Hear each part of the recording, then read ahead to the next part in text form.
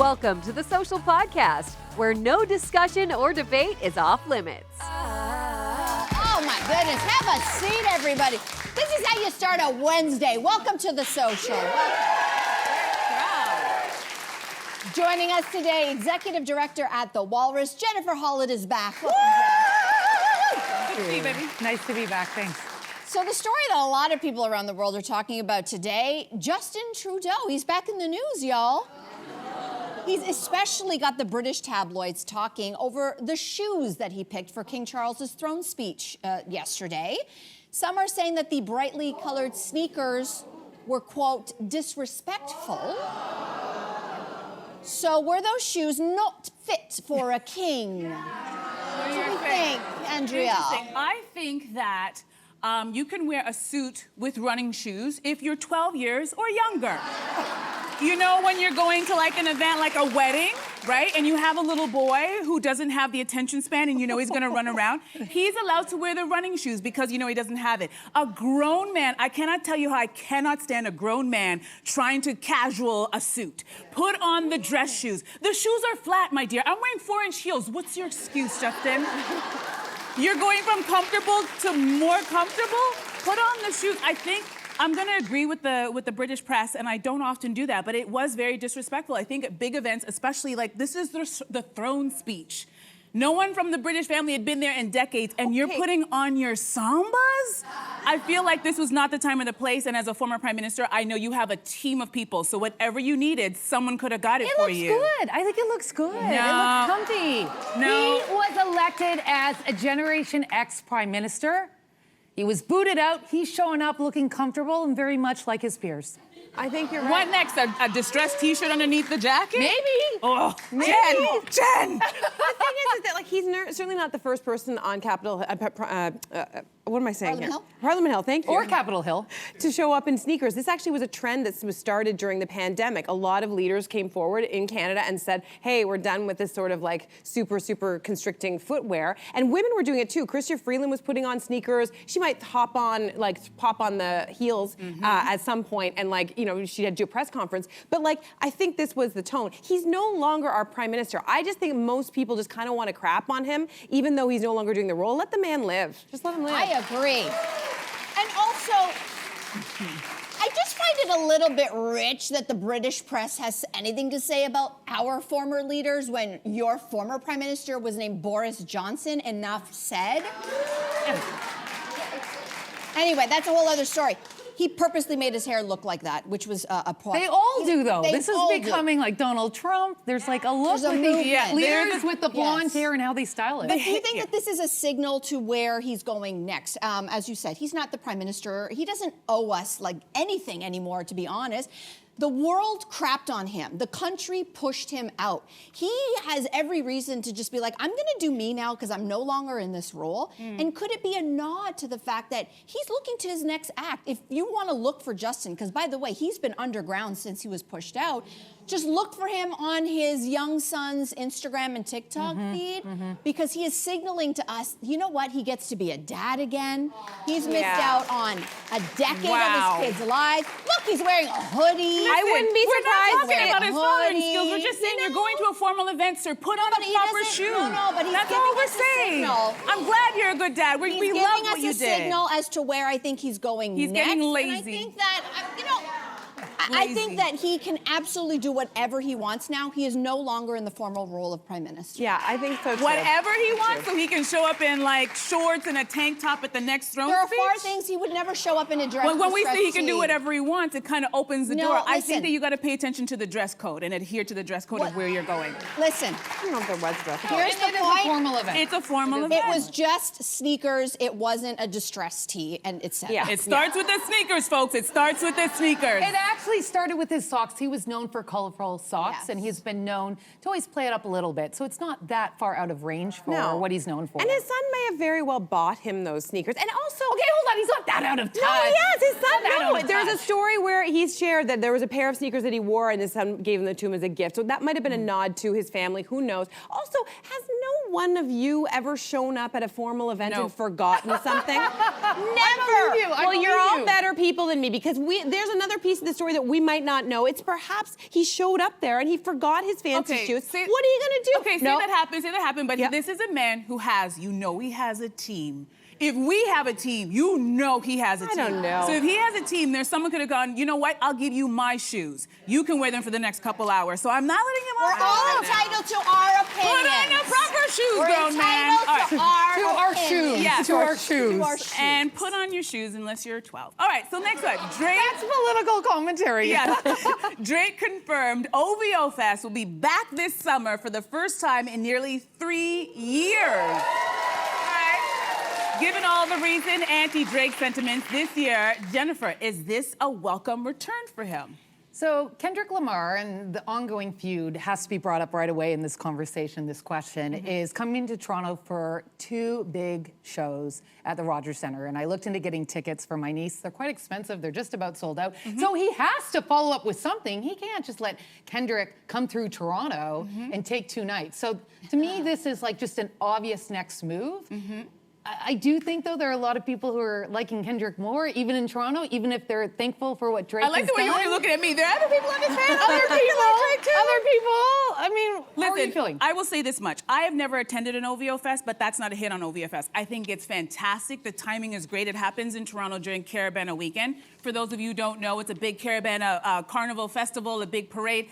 Thousands of people come to the city. The timing is great. He's had wonderful guests show up and perform, much to the delight of lots of his fans, and I think it's great. But I will be at June 12th, I will be at a particular concert that is featuring one Kendrick Lamar. That will be me on June 12th and 13th. And, Justin Bieber just popped up at the first concert in LA. So maybe Justin, since it's happening in Canada, he might pop up again. But then there's the whole Drake thing. Is he going to show up for Drake or is he going to show up for Kendrick? He can show up for both. We can like both. Can he? I'm Because I not do touching that think one. it's about who Drake is going to bring on stage. Yeah, I and do it's too. about a larger festival. And Canada needs more festivals now that we're out of COVID. So I Yeah. think the return of the fest is I think welcome. this timing More could, concerts is better. He has to do, no matter how you feel about him, Drake is a Canadian icon. And I don't care, what, and that guy has done a ton for this country. He's brought, let's give him his flowers, right? This fight between, Kendrick did drop a really amazing song, there's none question, but there was a tone in that song that was a little bit about, not only, that, I can't help but think about it in this spirit of Canadian pride that we're all going through right now. Not Like Us was referring also to the fact that Drake was from Canada. He was separate. He was not like us being American people. To me, there was a subtle undertone of that. And I think right now we're experiencing this moment of national pride. We should be reminded of the people who've done incredible things for this country. Drake is included in that. I will not be at that unless I get an invite, but because I don't go to these types of things. But I'm happy that this is happening. I think we should all be happy for him. Yeah. It will be this year, will be the 15th anniversary. So I think there's something very symbolic about that he has done so much for the city. And what he created with the first OVO Fest that I happened to be at was the tradition of there's going to be some surprise huge guests. And if I can go back, I love OVO Fest. I love what it does for the city. And I went to the first one. Matt Babel, who you may know, he was my co-host at CP24 Breakfast. He's like, Grelo, you need to get down here. I said, I'm coming. First OVO Fest. So he had Rick Ross there, Fabulous was there. All of a sudden, the song Forever comes on, and then some artist comes on, and then another artist comes on. Oh, wait, is that Eminem? That was OVO Fest #1. Wow. And then who followed 2 seconds later? It was Jay-Z doing Run This Town. So this is where the tradition started of you bring in huge names. The question will be this year, who does he bring on? Who can he? A lot of people Who can joined he? Team So we'll Kendrick see. during that feud. A lot of his Yes. friends were on Team Kendrick. So it's going to be very interesting, but I'll be at Kendrick. I'll give you guys a rundown. It's going to be fabulous. We're going to be watching. Welcome, Drake. We've missed you. Welcome back. Welcome back. Okay, despite being known as the inspiration behind The Devil Wears Prada, Vogue editor-in-chief Anna Wintour told Page Six that no one is scared of her at the magazine, apparently. So do you think, though, that you need to be intimidating to maintain leadership or authority when you're running things? Interesting. Mel, what do you think? Intimidating or fearful. It's funny because we're talking about a big generational thing here. I think for a certain generation, I'm Gen X, I think most of us are Gen X, we were raised by tough parents, tough leaders, tough teachers, tough everything. I hear a quiet clap in the back there. Yeah. There's some claps that want to come out. It's how we were raised. Tough was good. Tough love was a term that people used all the time. That's how you're going to raise a good kid, tough love. So we maybe have been raised to be able to handle or respect that kind of boss today. I respond very well to that. However, you also cannot raise the generation today, the Gen Zs, the Gen Alphas. You can't raise them for their generation. When we were raised in a very different time, we got to raise them for their world. And their world is very different than ours. I have a girlfriend who runs a huge company, and she has a lot of young people working for her, a lot of young millennials and the Gen Zs. I can't tell you who she is because every day she says someone is crying in her office. Every day someone's crying in her office. Why? Because someone talked very harshly to somebody in the office and they don't like it. And I'm not saying this to put down Gen Z. They have been raised really differently than us. They have been raised that just showing up is enough. We were raised that you don't just show up, you turn out over and over and over again. This generation, Hold on, but Gen X is raising them. Yeah. Yes, but Yeah. we are guilty as the helicopter parent generation. We have done a major disservice to the young people today. I don't know. We have. I was a manager for a time in my career. I initially started out as a producer and all of a sudden got an increase. So suddenly I was in charge of the same people who were once my colleagues. This was a really hard position to be put in because suddenly these people who I consider my friends, I would go out for lunch with and drinks with and whatever, I had to manage them. And for the most part, almost every single person on my staff was extraordinarily gracious about it. They had an intrinsic work ethic already. I didn't have to be on top of them.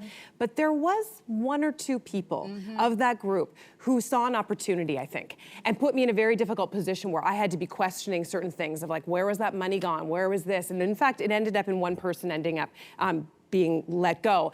And that was a real learning lesson. I still take away from that. My managerial or leadership approach was to be kind, was to be generous, was to assume the best of my staff that I mostly chose or trusted had seen their work ethic. But there would be two people. But I don't think that means that that leadership then needs to come down with an iron fist. Because again, 90% of the people were respectful with me being kind. So I'm an executive director of...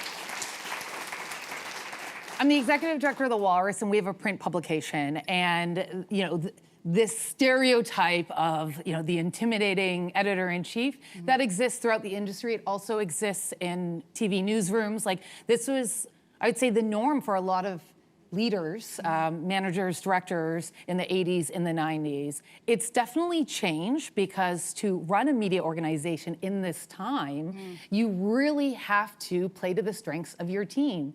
So for me, the approach I take is I want to create, develop, and support other leaders.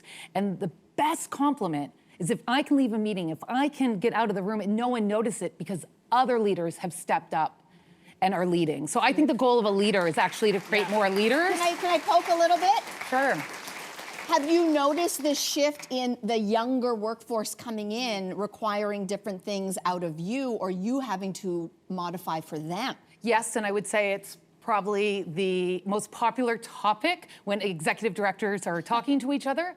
But I also think it's on us as leaders, as managers, to teach people who are new to their careers how work works in 2025. Because it's very different than how work worked for their parents. It's very different than when they were in school during COVID and trying to figure things out on screen. All really valid points, but sadly, I think that you do need to be a little bit intimidating to your staff, especially if you're a woman, if you're a woman of color, if you're young. I think it does help you. And I've seen in I've worked in a lot of different places, and as much as everybody can complain about their boss, the one that everybody's afraid of, everybody works a little bit harder because no one wants to get in trouble. No one leaves early when they're a little bit afraid of the boss. They actually stay a little bit later because they want the boss to see that they're working really hard. So there is something to it. And I worked on a show where I had a bunch of young people who weren't that much, I wasn't much older than them. And I wanted to be their buddy in the very beginning because I'm like, yeah, I understand, I speak the language. And I quickly realized that I did not have the respect of any of them. And that I had to channel my mother and be like, okay, everybody listen, no, you're not. And then all of a sudden I was getting the respect. All of a sudden now they're doing their job and I'm like, it's interesting. People say they don't want that, But in reality, people they react more to the person that they're a little bit afraid of. So it's nice to say we don't want that intimidating boss, but my experience, we work a little bit harder. We pay a little bit more attention. I wonder if there's a distinction, and that's do. fair. I would just say, and I know we have to move on, but I wonder if there's a distinction between being clear and firm and having boundaries and people knowing what's expected of them, and if they are disappointing you, you tell it. Yeah. Versus being like this kind of what we had the impression of Anna Wintour from the Devil Wears Prada. A devil. A devil, exactly. And we've all had the devil bosses too. I've worked with a person right? like that. You might produce better work, but at what cost? How many years? Not in the long term. You're out of there fast. That's right. It's You're out of short there fast. term. It's That's short right. term with fear. And you're stressed out. And I think there's a fine line between intimidating and terrifying. That's right. And some people just don't know that line. So it's Yeah, because there is a line out there that people don't quit companies, they quit bosses. Yeah. Anyway, So, all right, so let's move on to another hot topic. Everybody loves Hugh Jackman, right? Well, we found somebody who doesn't. It's his ex-wife, Deborah Lee Furness, who was throwing cold water on his good guy image, telling the Daily Mail that their split is a profound wound that cuts deep.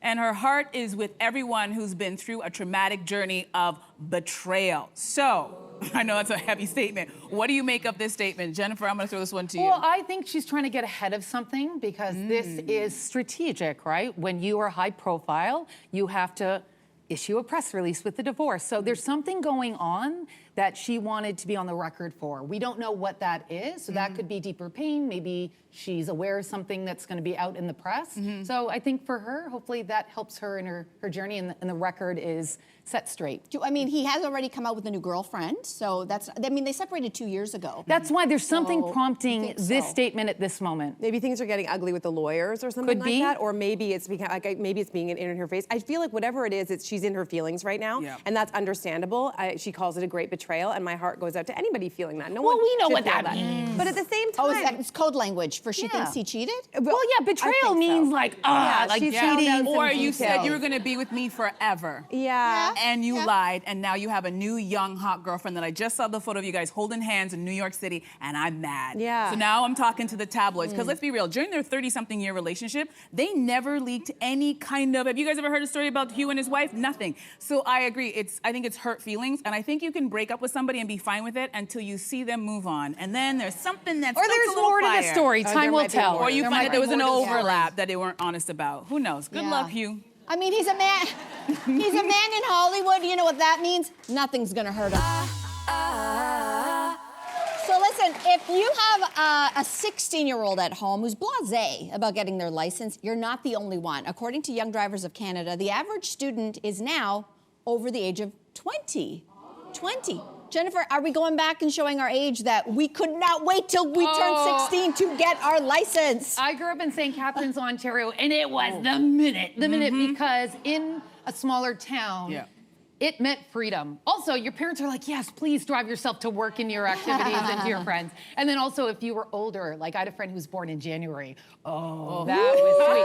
But I actually think this is great. The longer that kids can hold onto their skateboards and their bicycles and go walking and spend some time, with public transit, if available to them, why not? I do think driving is a life skill, so I would encourage younger people at some point to get their license, because we still live in a country that's dependent by cars. That's how we get around. But I was renting a car last night because I don't own a car. I have a driver's license. And I was on the highway thinking, I was driving on the highway at 16. I mean, it is quite the... It's a lot. Yeah, It's you a know? lot. Yeah, it's true. Quite the task. To me, it's interesting because I love that you have a positive spin on it, because I actually think that it is a symptom, not the problem. I think it's a symptom of something larger that is shifted with the young people. And I think it is, in general, some of it is good.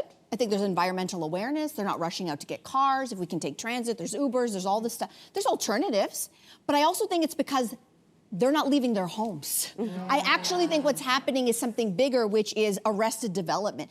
Kids are not transitioning into adulthood the way that we transition into adulthood. They're just like this, So what right? was They're just it, like, right? They're here. Well, I mean, on the one hand, listen, they might be speaking with their friends. They don't have to run to Johnny's house if they could talk to Johnny on the phone.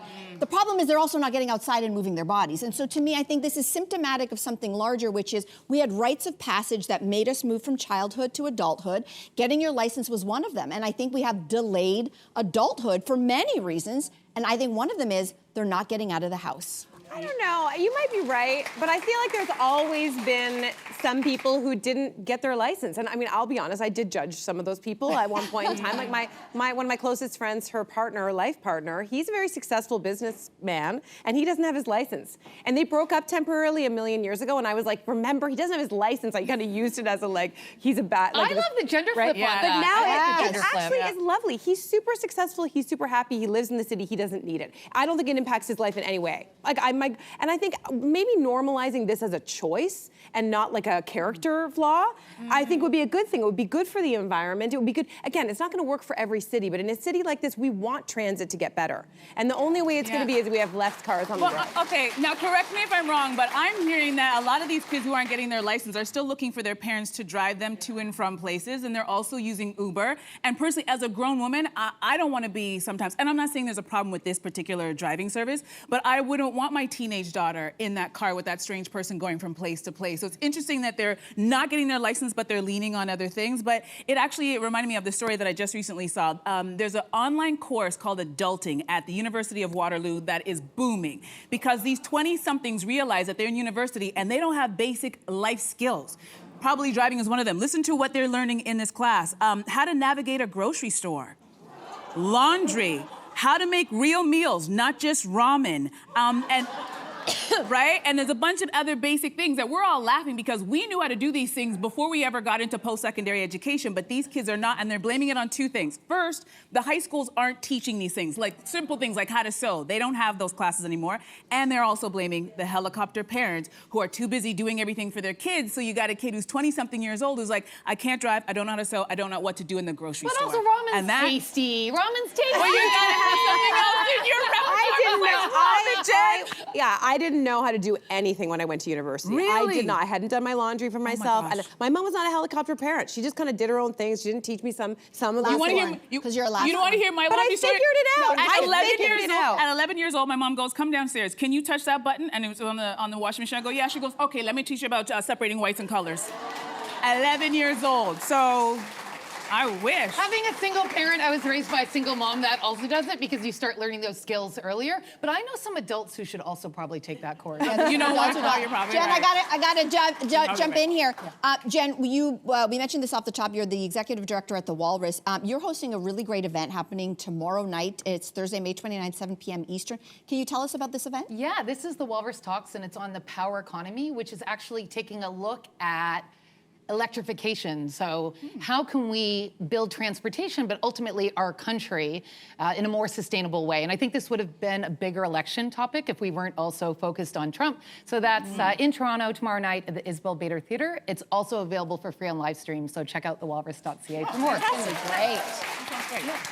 Oh, Jennifer, great to have you back. Thanks for your perspective. I always love these chats. Thank you. Subscribe to the Social Podcast so you don't miss a fiery debate. Until next time, socialites.